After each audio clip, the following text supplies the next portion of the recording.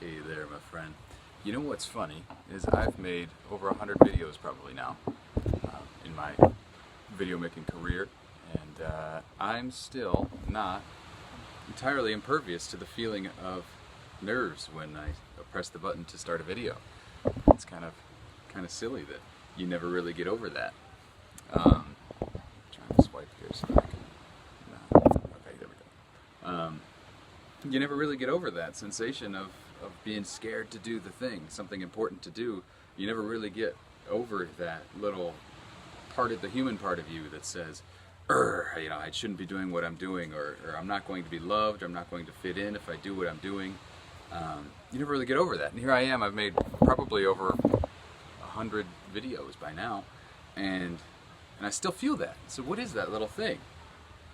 I don't really know what it is, but it doesn't matter what it is, because the only thing that matters is you building a habit of what I call slaying the resistance. So we have that little bit of fear, that little bit of hesitation that comes up when we have this impulse of something that we know we want to do, and like for me, making a video or something else important. When your truth starts to speak and you're like, no, I don't want to do that, no, I shouldn't do that, no, I can't do that. All of these little lies that we tell ourselves. Because we've all got that little truth voice inside of us, and that truth has a gorgeous idea of what to do with your life, a vision for you. It's why you call it dreams, because when your conscious mind finally shuts up all the way while you're sleeping, that little voice has opportunity to speak to you.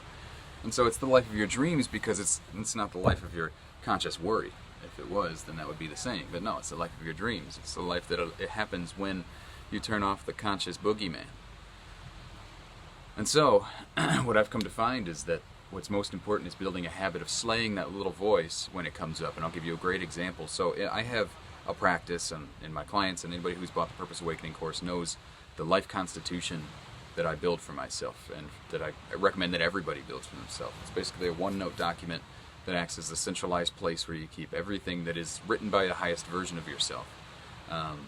And when you operate according to that, your life becomes a lot clearer, because you only allow yourself to write in it when you're in that higher state of mind, when you are that higher frequency, or whatever you want to call it, when you're empowered.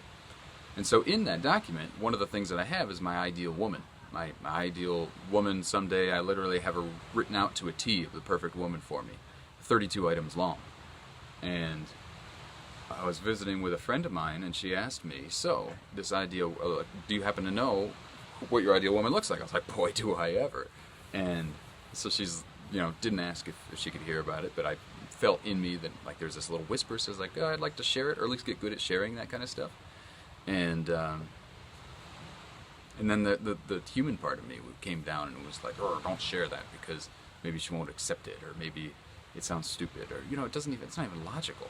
It's just like the rational part of our brain, but it's not even good at being rational, because it's not even logical. And so what I had to do in that moment was slay that feeling, empower my truth. So what I did was like, nope, that's stupid, and just start acting. And you act faster than your mind can keep up with.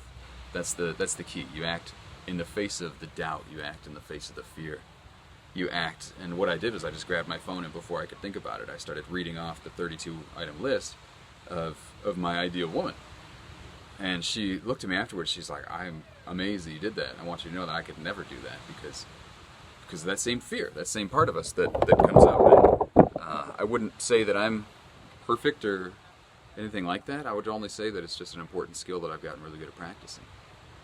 And that's kind of how everything important in life is. It's just the result, or everybody who's successful or at a level different than you anywhere in the world is they just gotten good at practicing a skill that you haven't practiced as much. Everybody is born knowing nothing about anything except feeling.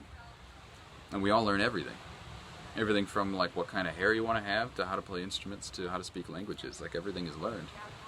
And the degree to which you forget that is the degree to which that you're able to blame yourself. But if you just just slayed that little voice that blamed you, it's the same voice that keeps you small. It's literally just a test. It's the universe testing you and keeping you sharp, right? Because you have to have a strong truth to break through that. We don't want weak truths in the world, so the universe puts this defense mechanism of like this conscious, worrying, rational mind bullshit that keeps your truth down. And so, in doing so, it ensures that only the truthiest of the truthiest stuff gets out, right? Because that's the only stuff that can break through. And so, that is, I would invite you to pay attention to, that is what the universe is inviting you to do, is to sharpen your truth by giving you that little feeling of, oh my God, are you kidding me? I could never talk about that. I could never share that. I could never do that. I could never even write about that goal because it's so scary. I could never... For me, it's hitchhiking. Like, God, that's scary. It's like, I hitchhike because it is that sharpening agent for me. It's scary every time I put my thumb out. But I do it still because it's good for my truth to encourage that. And it's also, I mean, it's scary every time I do a lot of things. Like I said earlier, it's scary every time I make a damn video. But I do it anyways, because that is the only skill that matters. I'm not perfect, I'm just practiced in doing the scary things. And so sometimes people are like, Joe, like, you salsa dance and play the guitar and, I don't know, write poetry and make videos. Like, how do you do everything? Like, I'm not perfect. I just get good at slaying the voice that I can't, slaying the voice that says I can't do anything. Because that's the only voice that stops you from doing anything at all, except, here's the thing, it's the most popular voice out there. And that voice is encouraged. And people like that voice. And people, you know, the news is all about that voice. And most of us are raised with that voice being the voice of love. Like, oh, I love you, so I'm protecting you. Right? Okay, I mean, I appreciate where that comes from, but you're keeping me small.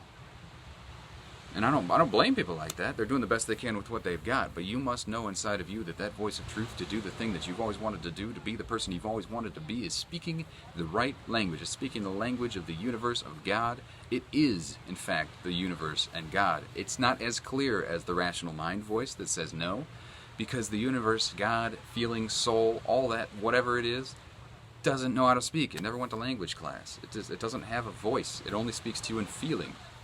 And so your only job is just to slay, like, think of yourself like hacking through the jungle with a machete so that you make way for your heart to come through. That's all you have to do. And sometimes it's conscious, sometimes you're like, no, that's stupid, and then do.